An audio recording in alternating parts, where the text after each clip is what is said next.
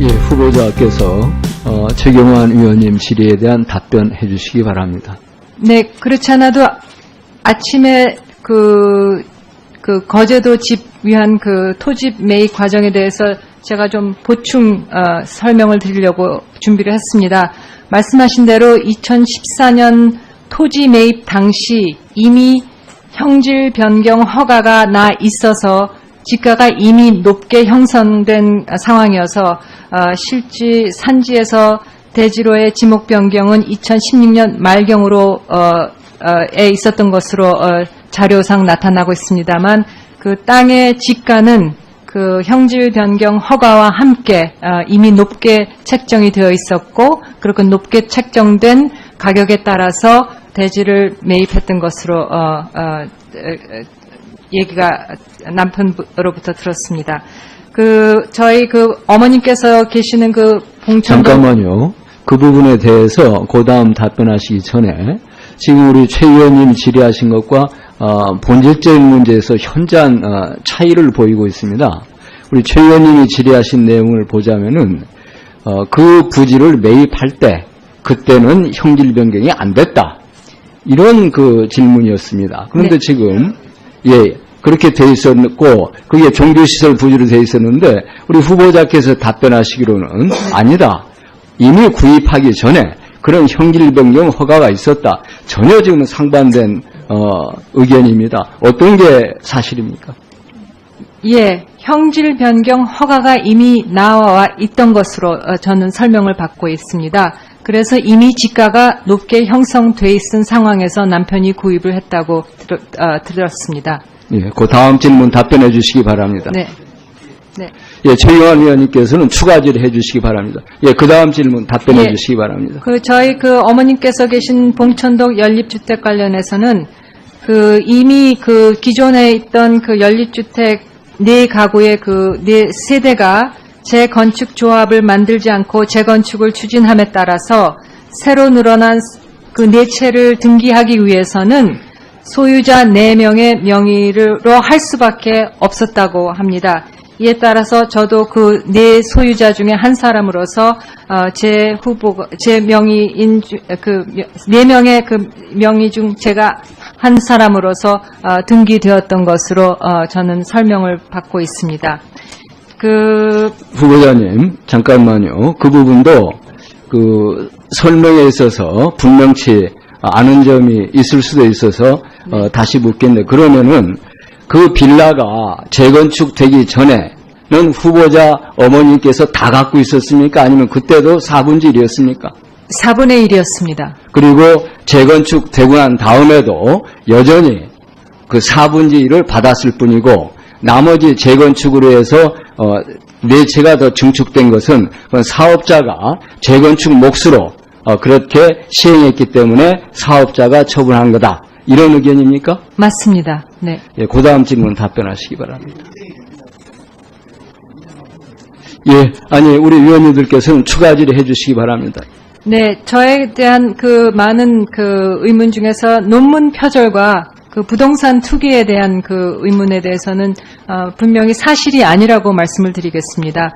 위장 전입 문제에 대해서는 제가 정말 잘못한 부분이고 지금 이 순간에 상세한 부분이 기억이 안 나는 데 대해서 정말 죄송하게 생각합니다.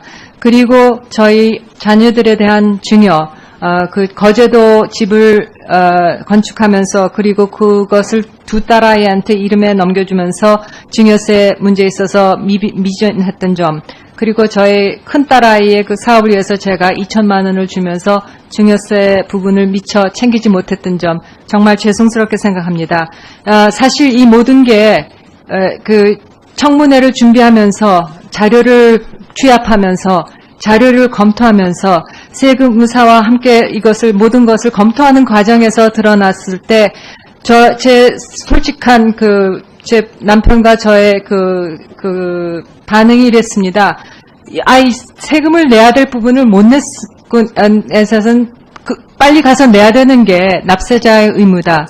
그렇기 때문에 임명 발표 이후 이 자리를 준비하는 과정에서 그 남편도 가서 증여세를 낸 거고요. 아이들의 증여세를 낸 거고요. 그리고 제가 준 딸의 그 2천만 원에 대해서도 세무사에 이렇게 결과 이것도 증여에 해당된다. 그렇게 조언을 했을 때 그 부분에 대한 증여세도 그 즉각 가서 납부를 했습니다. 그래서 이런 부분에 대해서 체납이 된 거에 대해서 상당히 죄송스럽게 생각합니다. 공직자로서의 그런 어떤 그 납세 의무, 이거는 공직자뿐이 아니라 국민의 그 필수적인 의무인데 이 부분에 있어서 미흡했고 미진했고 정말 죄송스럽게 생각합니다. 그 부산 콘도에 대해서는 역시 제가 모르는 상황에서 남편이 가족의 그런 어떤 휴식처로 이용하기 위해서 두 사람의 명의가 필요하다 해서 저의 큰딸의 이름을 썼고 본인은 증여 의도가 전혀 없이 구입을 했고 그리고 이 수요가 별로 없어서 몇 달 뒤엔 팔았던, 그리고 팔면서 본인이 거기에 투자했던 돈을 다시 회수를 해서 은행에서 대출받은 부분을 다시 갚고 이러는 과정에서 저희 딸한테 들어간 증여 부분이 전혀 없어서 저희는 증여라고 생각하지 못하고 있었지만은 관계 규정에 따라 그런 부분이 지적된 데 대해서 다시 한번 검토하고 정정할 부분이 있으면은 정정하겠습니다. 투기 의사는 정말 없었습니다. 그 후보자께서 인사수석으로부터 연락을 받으셨다고 그러셨잖아요. 네, 그렇습니다. 예. 그리고 어머니와 남편과 상의를 했다 이렇게 말씀하셨죠? 네, 예. 그렇습니다. 이제 올 것이 왔구나 이렇게 생각하셨습니까? 드디어 이제 장관 자리가 저한테 왔구나. 아니면 내가 과연 장관으로 앞으로 뭘 할 것인가 이렇게 생각을 하셨습니까? 남 얘기하는데 그렇게 웃고 그러지 마세요. 중요한 질문하고 있는데 왜 상대방 거는 얘기하는데 이렇게 웃고 그래요? 참. 이 중요한 얘기하는 거예요. 예, 뭐 장난 웃자고 하는 얘기가 아닙니다. 질의 계속해 주시기 바랍니다. 네, 일단은 참 의외였습니다. 그리고 남편하고 의논하고 어머니하고 의논하는 과정에 이게 얼마나 중책인지 제가 초반에 질문을 드렸는데요. 제가 말씀드린 거는 우리 후보자께서 대통령의 외교 앞으로 그 외교 뭐 비전이라고 그럴까요? 아니면 외교에 대한 그 대통령의 마음이라고 그럴까요? 아니면 정책이라고 그럴까요? 뭐 이런 것들에 대해서 한 번이라도 생각해 보시고 그것에 대해서 내가 장관으로서 무엇을 어떻게 할 것인가 그 생각이 같으냐. 정말 뭐 아까도 말씀드렸습니다만 사드 문제도 정말 우리가 같이 생각할 수 있느냐. 아니면 위안부 문제에 대해서 같으냐. 뭐 이런 것들에 대해서 심각한 제가 생각하기에는 그 나름대로의 토론이 있어야 되고 나름대로의 고민이 있어야 되는데 그런 과정이 생략됐기 때문에 저희가 장관이 되셔가지고 파격 인사라는 그런 뭐 긍정적인 이미지가 있긴 있습니다만은 아까도 말씀드린 것처럼 뭐 유엔이건 그 경험이건 여성으로서 또 그 비고시 출신으로서 그 주요 부처를 거치지 않은 그런 외교관으로서 이 모든 것들이 장점이 다 단점이 될 수 있기 때문에 결국은 정치적 볼모가 되지 않을까라는 그런 걱정이 있어서 그 여태까지 그 외교를 하시면서 그 정치적 소신과 문재인 대통령께서 하시는 말씀과 일치하시냐 이 말이에요. 생각이 같았냐 이 말씀이에요. 네, 의원님 이 자리에서 제가 일치한다고 감히 말씀은 못 드리겠고요. 다만 제가 동의하십니까 그러면? 네, 아니 저녁마다 저는 한국 뉴스를 꼭 다운로드해서 봅니다. 그래서 뉴스를 보면서 취임 후에 하시는 여러 가지 행보, 외교 사안에 대해서 하시는 말씀에 대해서 제가 공감할 수 있는 부분이 많이 있었습니다. 그래서 제가 그 통보를 받았을 때 뭐 공백 상태에서 생각한 건 아니고요. 대통령께서 하신 여러 가지 말씀에 대해서 생각을 해보고 그리고 가시는 방향이 제가 생각하는 우리나라의 앞으로의 방향하고 같이 가시는 방향이라고 생각을 한 그런 공감을 제가 느낄 수가 있었습니다. 그래서 세부적인 부분에 있어서는 물론 제가 감히 후보자의 입장에서 일치한다 이렇게 말씀은 못 드리겠고요. 다만 전반적인 방향에 있어서는 제가 하시는 말씀 이런 행보를 이미 보면서 제가 도와드릴 수 있는 부분이 있구나 이런 생각을 하는 가운데 그런 통보를 받았습니다. 물론 결정할 수 있는 시간이 짧았지만 그런 배경이 있었고요. 그리고 일단 제가 10년 동안 나라를 떠나서 국제사회에서 일을 하다가 이렇게 나라를 위해서 중책을 맡을 수 있는 이런 기회가 왔을 때 그것을 제가 거부할 수 있는 입장이 아니었다고 생각합니다. 저는 이 도덕성 검증에서도 업무 능력을 알 수 있다고 봐요. 특히 외교부 장관은요. 그러니까 한 사람의 인생이 오로지 깨끗하기는 어려우니까 그렇죠. 누구든 청문 대상이 되고 나면 이런저런 지적받을 사항들이 나올 수밖에 없어요. 물론 그래요. 예. 근데 여기서 되게 중요한 게 그 사안 자체가 얼마나 큰가 작은가도 중요하지만 그것을 어떻게 처리하는가 어떻게 대처 능력, 대응하는가 예. 이게 위기 관리 능력을 볼 수 있는 거거든요. 특히 외교부는 외교부 장관은 위기 관리 능력이 업무 능력의 중요한 구성 요소잖아요. 그렇죠, 그렇죠. 예.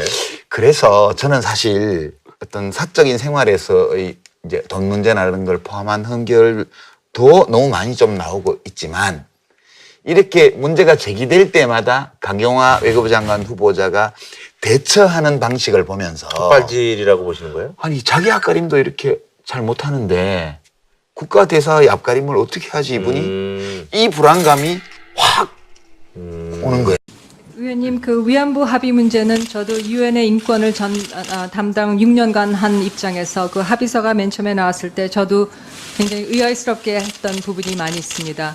이것이 과연 위안부 할머님들 그 피해자 중심의 접근으로서 도출해낸 합의서인지 그리고 이것이 과거 역사의 교훈으로 남아있을 부분을 제대로 수용한 것인지 등등에 대해서 저도 의문점이 많이 있었습니다. 그리고 역시 이 합의서가 대다수 국민들이 정서적으로 받아들이지 못하는 대통령께서도 말씀하셨던 그런 상황이 되었습니다.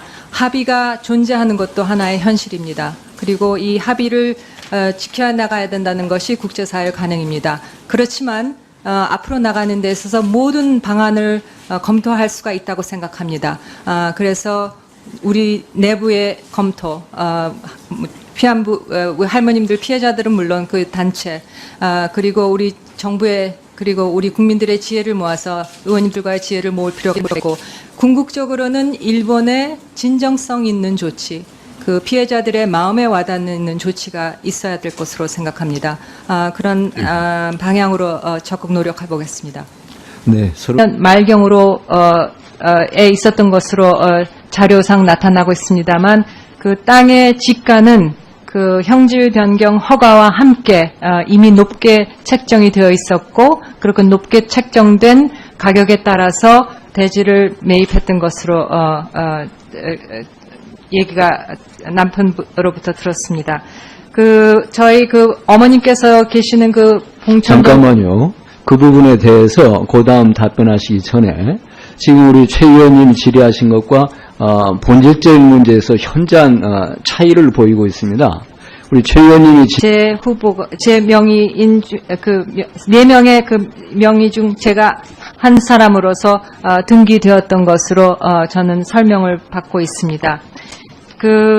후보자님 잠깐만요. 그 부분도 그 설명에 있어서 분명치 않은 점이 있을 수도 있어서 다시 묻겠는데 그러면은 그 빌라가 재건축되기 전에는 후보자 어머니께서 다 갖고 있었습니까? 아니면 그때도 4분의 1이었습니까? 4분의 1이었습니다. 그리고 재건축되고 난 다음에도 여전히 그 4분의 1을 받았을 뿐이고 질의하신 내용을 보자면은 그 부지를 매입할 때 그때는 형질 변경이 안 됐다. 이런 그 질문이었습니다. 그런데 네. 지금 그렇게 돼 있었고 그게 종교시설 부지로 돼 있었는데 우리 후보자께서 답변하시기로는 아니다.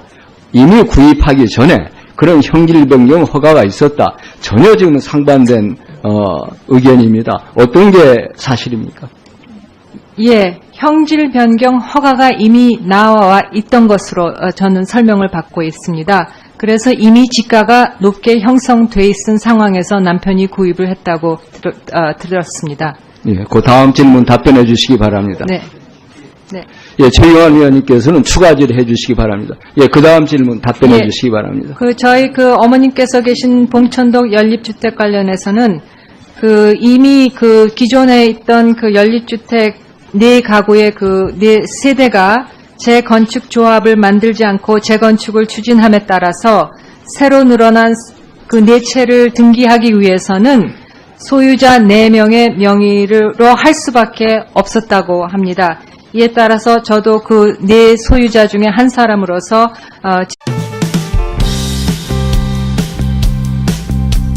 예, 후보자께서 최경환 의원님 질의에 대한 답변해 주시기 바랍니다. 네, 그렇지 않아도 아침에 거제도 집 위한 토집 매입 과정에 대해서 제가 좀 보충 설명을 드리려고 준비를 했습니다. 말씀하신 대로 2014년 토지 매입 당시 이미 형질 변경 허가가 나 있어서 지가가 이미 높게 형성된 상황이어서 실지 산지에서 대지로의 지목 변경은 2016년